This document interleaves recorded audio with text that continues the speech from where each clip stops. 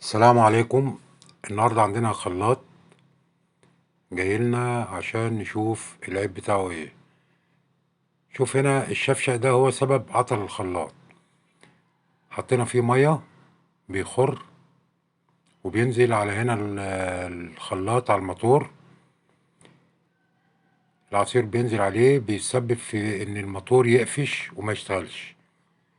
شوف هنا مية بتنزل اهي، وطبعا ست البيت ما تعرفش عادي يعني ان المية تنزل، ما بتاخدش بالها ان ده يأثر على الموتور. شوف هنا كله شروخ، ونيجي هنا الجلبة. شوف المية بتنزل من الجلبة. احنا هنجرب دلوقتي نشوف هيحتاج موتور ولا ممكن يتصلح بالطريقة دي. على السيريا بيزن وتقيل، هشوف تقيل. هنضطر نفك بقى الفلانشة دي عشان ايه، نفك الخلاط ونشوف الموتور حكايته ايه. فكنا هنا الفلانشة اللي فوق دي عشان تحتها المسامير بتاعت. شوف هنا مكان العصير والمية.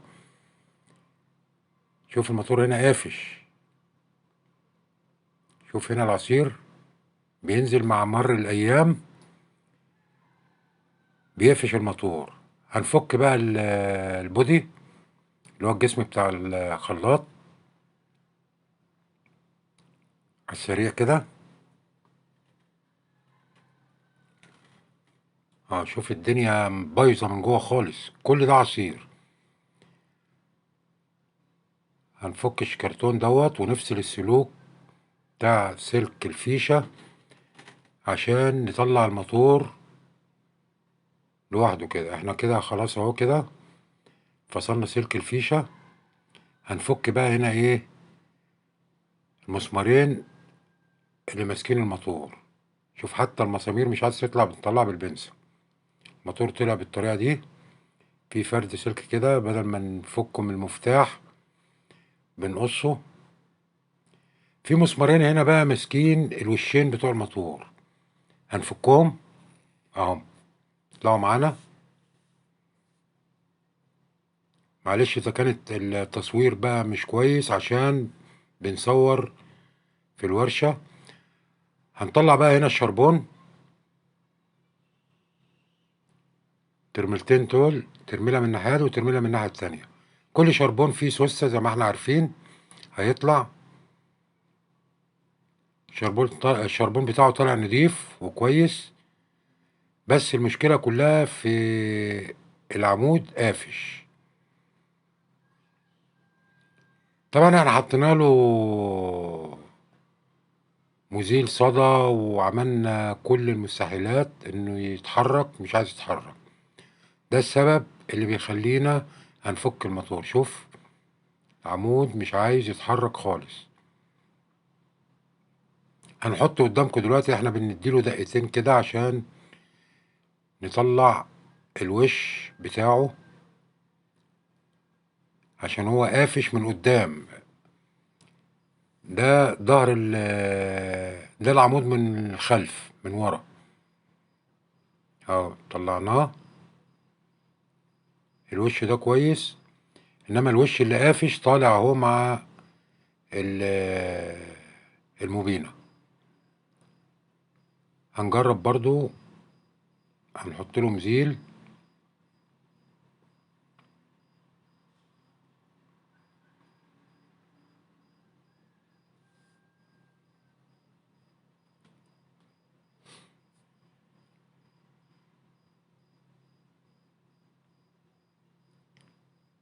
شوف هنا بنحركه. شوف هنا لف معانا، بس ايه اللي بيلف بقى؟ الجلبة بالعمود، وده طبعا غلط.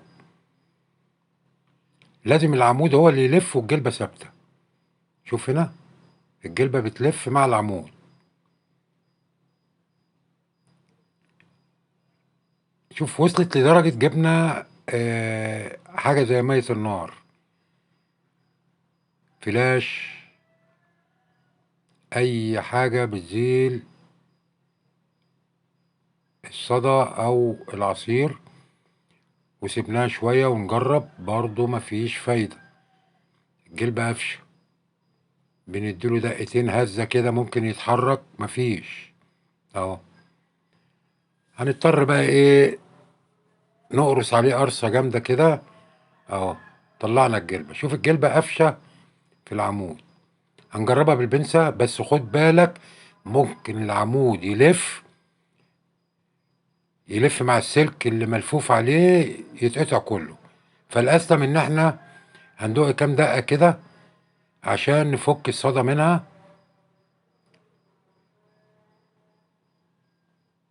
شوف اتكسرت اهي اه، مش مشكلة. هنصنفر بقى، شوف هنا مكان العصير عامل في العمود هنا سمك، هو ده اللي خلاه يقفش في الجلبة. طبعا بدل ما نركب جلبة جديدة ونقعد ندور، في عندنا هنا مواتير محروقة بنشيل الوشاش بتاعتها. ناخد اللي هو أهم حاجة عندنا المسمارين، مقاس المسمارين اهو. لقينا دوت الوش ده،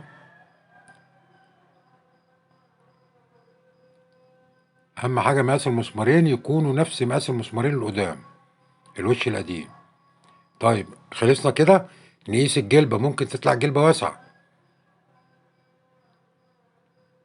شوف الارتفاع هنا برضو، جربنا الجلبة لقيناها حلوة، ما فيهاش بوش ولا فيها وسع ولا فيها أي حاجة.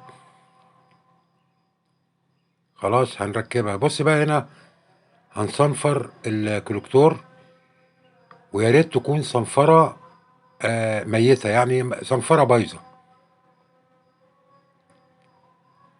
هنفلج بقى هنا ليه، لما بنصنفر ممكن تلاقي رايش من النحاس لمس في قلب المجاري دي، فدي اسمها عملية تفليج. بنفلج بالطريقة ديت.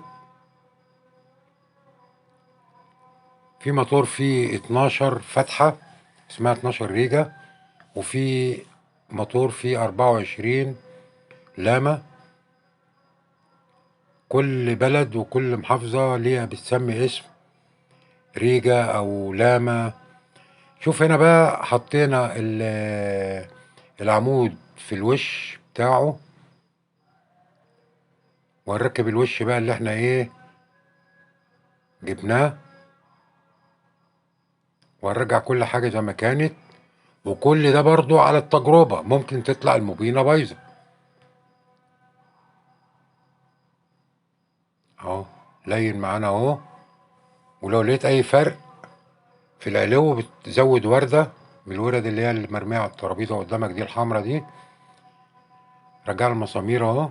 هنربط بقى الموتور.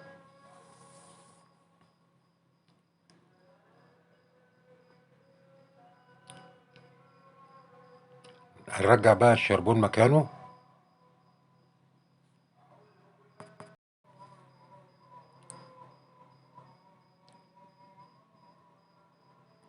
بايت بالطريقة ديت.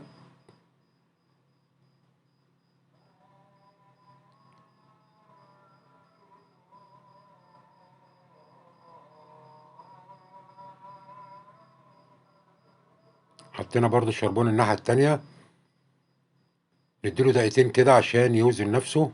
ونبتدي لازم يكون حر الحركة سهل معانا. نبتدي بقى نقشر السلكتين بتوع الموتور ونجرب قبل ما نركبه في البودي بتاعه اللي هي العلبة.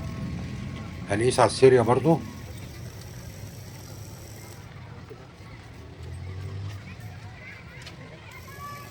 كده تمام، اطمئن عليه. حطينا الفرنشة دي عشان يبان قدامكم برضو. شوف اهم حاجة بقى ايه، ان ما يطلعش شرز. لو طلع شرز تبقى الموبينة بايظة. شوف هنا الموبينة مفيش شرز بيطلع منها خالص اهو. هنرجع بقى نقفل كل اللي احنا فكيناه ده على السريع، يبقى كله تمام. ويا ريت يعجبكم الفيديو، وما تنسوش اشتراك ولايك وتعليق.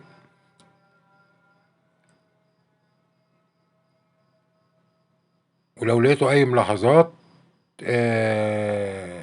خطأ من عندنا او اي شيء برضو يتكتب في التعليق عشان نقدر ما نكررش العيب بتاعنا دوت. الموتور شغال اهو تمام والحمد لله، وشكرا. السلام عليكم.